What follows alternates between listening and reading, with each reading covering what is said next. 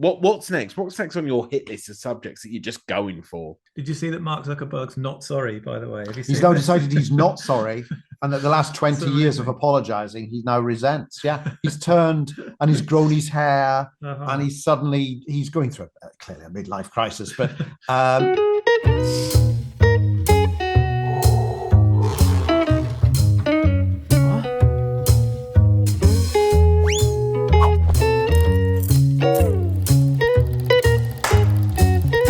Hello, guys. How you two doing? Yeah, right, good. How are you? Yeah. I'm very, very good, thank you. Tired, but good. It's like stupid late here in England. Oh, I is don't it? know how you two Oh, are doing.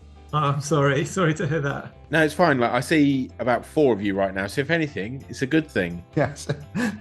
Now, John, the franchise pokes fun at Hollywood's obsession with big movie franchises. What inspired you to tackle this subject, and how much of it comes from your personal experiences within the industry? Yeah, I mean, the initial idea was from Sam and Armando, based on a conversation they'd had about Sam's work on Bond films, and so they initially had the idea, and then it came around to me, and it felt interesting to me because I think, yeah, for a half-hour comedy within that world, the franchise world specifically, it's not something that has been done before, and it felt they were going through an interesting time, a sort of phase at that point of that you know they were beginning. It felt like there was a shift within franchise movies. They'd gone from being very much untouchable and like any empire, you think it's never going to fall and it's going to last forever, and then things start to crumble. And it felt like a comic idea to look at them as if they were these great empires, and then to look at what happens when an empire falls. And so I guess it was taking the current state of them and then trying to examine them and say, what is it about them? I didn't ever want to do anything that was just saying franchise movies are bad, they're killing cinema, they're terrible. It was like, if they are bad, then why are they bad? And everyone involved in them is trying to do something great. I don't think any of these people, they are huge fans of cinema and comics, and they love it. And it may be that one of the effects of what they're doing is possibly killing off or harming cinema. And that felt like an interesting kind of conflict for a character. So Daniel, our first AD, is someone that does love these movies, but possibly what he's doing is hastening the downfall of them. And that was, I guess, an interesting character sort of conflict for him. And I guess that's probably our way into it. Armando, you've already poked fun at politics with the thick of it and Veep, historical events with the death of Stalin.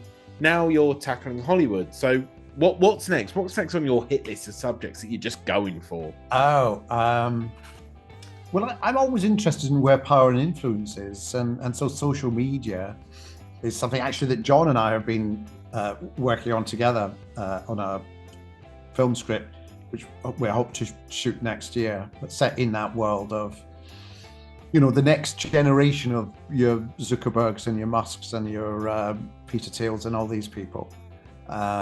Because I think that's where we're at now, where so much of our opinion and information is controlled by these people who have never been trained in the ways of being global influencers. You know, it's just happened, and somehow they have to kind of see if they can rise to the occasion or not. Really. Did you see that Mark Zuckerberg's not sorry, by the way? Have you He's seen now this? decided he's not sorry, and that the last 20 It's years of amazing. apologizing, he now resents. Yeah, he's turned and he's grown his hair, Uh-huh. and he's going through clearly a midlife crisis, but or he's going through a reset. He's gone back to 18 again and wants to just do it again. No, because now he thinks I could do all this, and I'm untouchable now.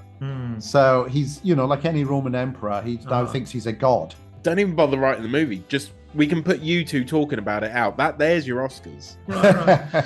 That's good. Yeah. John, I know you spoke to real people and got their real stories about real sets. Who did you speak to, and what was the one story that made you go, as if that happened? Yeah, we had with that would happen frequently, right? You'd have lots of anecdotes and things that, yeah, working on. I think people don't realize, for all that Marvel movies, DC movies have these timelines and these phases and announcements where it spans the next 10 years, it looks very, very choreographed and very neatly engineered. Just how chaotic it is and how much is changing huge changes are happening on the fly, and limos are turning up, and the day script pages are being handed out to actors from the window of a limo, and the limo drives off. Films are being, there's this maxim that anything can be anything, and so there's what happens often is that they want to delay making any decisions. So green screen is perfect because you can change the background obviously at any point. So then they'll shoot the actors in front of the green screen, but then they'll shoot the green screen without the actors, and then they'll shoot the actors in front of. It's just delaying any decisions or any commitments to anything, so that in 6 months' time, when they're in post, the movie can fundamentally, completely change, and it becomes so abstract and weird that it only exists in the heads of like 3 people. And so I guess, lots of research was hearing about those things and how weird and chaotic and dysfunctional these movies are, and that's partly why they end up, some of the bad ones, right, are like bloated, really long, really meandering, then loads of action, but then nothing. And it's what the show tries to show you is, why they end up the way they do. Plus, I think somewhere it did happen to an actor that they burnt his eyes. Yes, yeah, it did. Whoever the actor was, I hope they also argued with their co-stars about how big their knob is, just like Richard E. Grant did. They may have done. Fingers crossed. Fingers crossed, huh? Armando, the characters in your shows are often deeply flawed but hilarious. Did you draw inspiration from real Hollywood figures? And if so, are you expecting texts from famous people being like, mate, did you just... Oh, God, no. None of these characters based on any specific... I think, as John has outlined, we were particularly keen to look at the humanity of it all. That,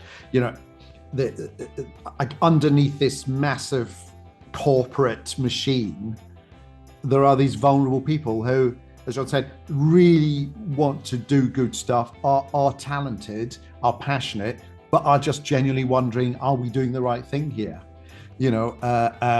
And obviously, getting paid for it, so we will keep doing it. But where's this taking us to? Is this where I want to be at this stage in my life? Pretending to operate a 3-dimensional power drill or whatever. And that just felt like an interesting kind of. There's a comic and a kind of tragic dynamic to it, and that thing also of. It's no longer just about the movie. It's about where this movie sits in this bigger universe. So, the director is suddenly less central to all this than before. And also the impact of the fans and the way they drive the franchise along. So even the studio has become vulnerable to outside forces. So I think all comedy kind of arises from potential tragedy. Yeah. Guys, thank you so much for chatting to me. And just know, I am going to tweet Julia Louis-Dreyfus every hour on the hour to get her in your Mark Zuckerberg movie. Just for you. Good idea. Thank you for staying up. It's good to see you. Cheers then. So I'm going straight to bed. Night, guys. Excellent. Sleep well. See you later. Great that they flew us out here to speak to you over there. Yeah. Yeah, they could have stretched out for one more ticket for me to come to you, but whatever. It's fine. Yeah. Cheers, guys. Take care. Good to meet you.